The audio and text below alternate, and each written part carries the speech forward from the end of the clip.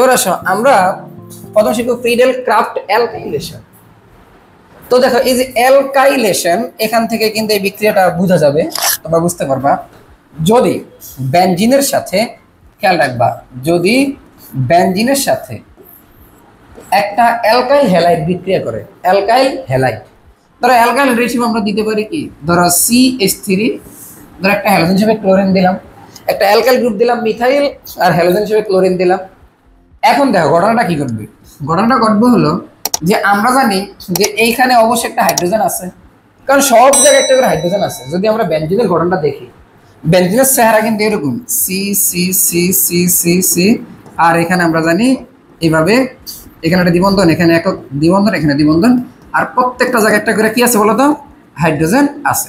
তো এই হাইড্রোজেনগুলো আমরা লুকায়িত রাখতে পারি, আবার এগুলো ফোকাসও করতে পারি, বুঝতে পারবে ব্যাপারটা? তাহলে যেই কোনো জায়গায় একটা কি আছে, হাইড্রোজেন আছে, আমি যেগুলো মাথায় বসাইতে পারবো, কোনো সমস্যা নেই। তাহলে ঘটনা ঘটে কি, একেবারে সহজে যদি বিক্রিয়া বুঝতে চাও, এই হাইড্রোজেনটা এই ক্লোরিনটাকে নিয়ে যায়, আর এই যে মিথাইল গ্রুপটা এর কাছে এসে কি বসে।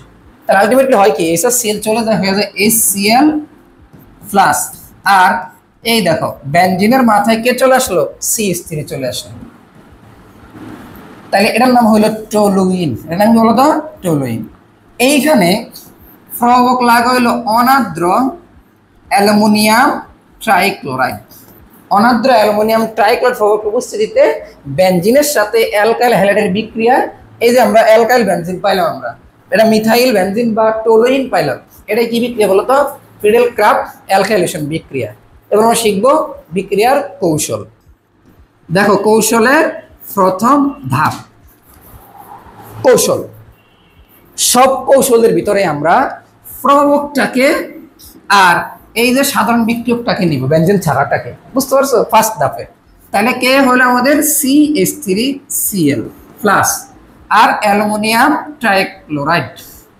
এখন আমরা জানি এই যে কার্বন আর ক্লোরিন, এটা কিন্তু আসলে চেহারাটা কিন্তু আসলে আঁকলে এগুলো হয়, বুঝতে পারছো? কার্বন ও ক্লোরিনের মধ্যে ইলেকট্রোনেগেটিভিটি কার বেশি? অবশ্যই ক্লোরিনের বেশি। ক্লোরিন হয়ে যাবে মাইনাস, এ হয়ে যাবে কি প্লাস। তাইলে এই অ্যালুমিনিয়াম ট্রাইক্লোরাইড কেমন জানি লোক, ইলেকট্রন ঘাটতি লোক, তাই না? সে তো গরিব মিসকিন, কারণ অ্যালুমিনিয়ামের সর্বোচ্চ তিনটে ইলেকট্রন, ক্লোরিনের তিনটা, তার মানে তার সর্বোচ্চ কক্ষ 6টা ইলেকট্রন আছে, তার মানে ইলেকট্রন ঘাটতি। তাহলে ইলেকট্রন সে পাইলে টান মারবো, তাহলে সেই ক্লোরাইডকে টান মেরে নিয়ে যাবে, নিয়ে আলটিমেটলি কি করে দিবে, এর মানে দিবে কি প্লাস, আর এ হয়ে যাবে কি মাইনাস, মাইনাসও এখানে আসবে। তার মানে আলটিমেটলি হয় কি, CH3 এটা থাকবে প্লাস, আর এই অ্যালুমিনিয়াম AlCl4 মাইনাস হয়ে যাবে, বুঝছো কিনা? এই দেখো ক্লোরিন এখানে হয়ে গেছে কি 4টা ক্লোরিন, আর এখানে তো সে মাইনাস নিয়ে আসছিল, মাইনাস মাথায় রয়ে গেছে, আর সে এর কাছ থেকে ইলেকট্রন নিয়ে গেছে, তার মানে A প্লাস হয়ে গেছে। ক্লিয়ার? এটুকু গেল প্রথম ধাপ। প্রথম ধাপ বুঝছি আমরা, বুঝতে পারছি প্রথম ধাপ। এবার আসো সেকেন্ড ধাপ। দ্বিতীয় ধাপে বেনজিনের সাথে, এই বেনজিনের সাথে কে আসবে, এই যে। এখন তুমি বলতে পারো যে স্যার বেনজিনের সাথে এও তো আসতে পারতো ফার্স্টে, বাট এ কেন আসে? কারণ আমরা বলছিলাম আগের ক্লাসে যে এগুলো হইল ইলেকট্রোফিলিক প্রতিস্থাপন বিক্রিয়া দেয়। তাইলে যেহেতু বেনজিন ইলেকট্রোফিলিক প্রতিস্থাপন বিক্রিয়া দেয়, তাইলে আগে কে আসবে, ইলেকট্রোফাইল আসবে। বেনজিন যেহেতু ইলেকট্রোফিলিক প্রতিস্থাপন বিক্রিয়া দেখায়, তাহলে আগে কে আসবে, ইলেকট্রোফাইল আসবে। তাহলে এখানে কে ইলেকট্রোফাইল? অবশ্যই CH3 প্লাস, যার মাথায় প্লাস আসে তো ইলেকট্রোফাইল এমনি বোঝা যায়। তার মানে কি, তাহলে আসবে কে, CH3 প্লাস। এ যখন আসলো তখন এখানেও কিন্তু একটু বোঝার কাহিনী আছে, একটু মনোযোগ দাও, বুঝলে তুমি ইজিলি পারবা সবকিছু। এ দেখো বেনজিন, এখন এখানে তো একটা হাইড্রোজেন আছে আগে থেকে, আছে না? এখন CH3 এসে এখানে বসবে, তাই তো? এখন CH3 যখন এখানে বসবে, এখন দেখো CH3 এখানে এসে বসার ফলে এখানে কিন্তু ইলেকট্রন ঘনত্ব কি হয়ে গেছে, বাইরে গেছে না? এখন এখানে একটা রেজোনেন্স সৃষ্টি হয়ে গেছে। রেজোনেন্স কি পরে ক্লাসে বুঝবো, তো এখানে রেজোনেন্স দেখানোর দরকার নাই, শুধু আমরা বুঝিয়ে দিব এখানে রেজোনেন্স হয়েছে, এটুকু বুঝছো? এটা বলা হয় মধ্যবর্তী কমপ্লেক্স আয়ন। কি বলা হয়, মধ্যবর্তী কমপ্লেক্স আয়ন। ব্র্যাকেট দিলেও চলবে, না দিলেও চলবে, এটুকু ক্লিয়ার? বলি এখানে কিন্তু হাইড্রোজেন আছে, তুমি বলো স্যার হাইড্রোজেন দিলেন না, আছে, না দিলেও আছে, দিলেও আছে। তো এখানে এ যখন আসবে, এখানে এসে বসবে, এখানে বসার কারণে এখানে ইলেকট্রন ঘনত্ব বাইরে যাবে না, এবং কার্বনের হাত বাইরে যাবে। এজন্য এখানে কি হবে, একটা একটা রেজোনেন্স ঘটবে। এজন্য এইখানে কিন্তু স্থিতিশীল অবস্থা, এখানে স্থিতিশীল অবস্থা থাকবে না। ক্লিয়ার এটুকু? এবার আসো এর পরের ধাপ, থার্ড ধাপ, এটা তোমরা লেখছো, এটা আমরা বুঝছি। তাহলে তৃতীয় ধাপে কাহিনীটা কি করবে? তাহলে এটা ছিল দ্বিতীয় ধাপ, এবার হলো তৃতীয় ধাপ। দেখো তৃতীয় ধাপে কি করবে, এই যে মধ্যবর্তী কমপ্লেক্স আয়নটা, এই লোকটা, হ্যাঁ এই যেটা এইভাবে দেখাইবা, খেয়াল রাখবা কিন্তু H+CH3। এখন ওই যে নিউক্লিওফাইলটা সে এখন আসবে, বুঝছো কথাটা? তাহলে নিউক্লিওফাইল আসবে।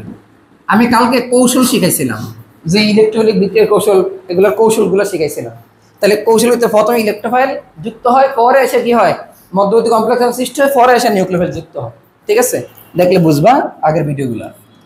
এবার দেখো এখানে কি ঘটে। এখানে ঘটে হলো হচ্ছে, এখানে আবার বলবো যেমন ডাবল টাবল কিছু লাগবে না। দেখো এখানে কি হয়, এখানে এই যে ক্লোরাইড, এই হাইড্রোজেনকে বলে তুমি আসো আমার কাছে, ঠিক আছে? এ তো হাইড্রোজেন একটা এমন লোক, মানব দরদি লোক।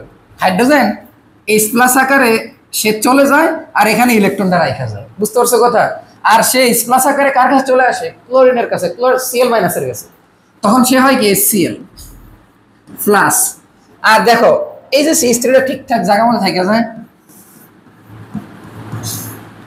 আর দেখো এর কাছে যখন ক্লোরাইড চলে গেল হাইড্রোজেনের কাছে, তখন এই কি হয়ে যায়, HCl3। তাহলে এই হলো আমার কি বিক্রিয়ার কৌশল এবং টোলেন প্রস্তুতি। আবার HCl3 আবার বিক্রিয়া করবে, আবার বিক্রিয়া করবে, বিক্রিয়া ঘটতে থাকে চলতেই থাকে। কি ক্লিয়ার? কোনো প্রশ্ন আছে?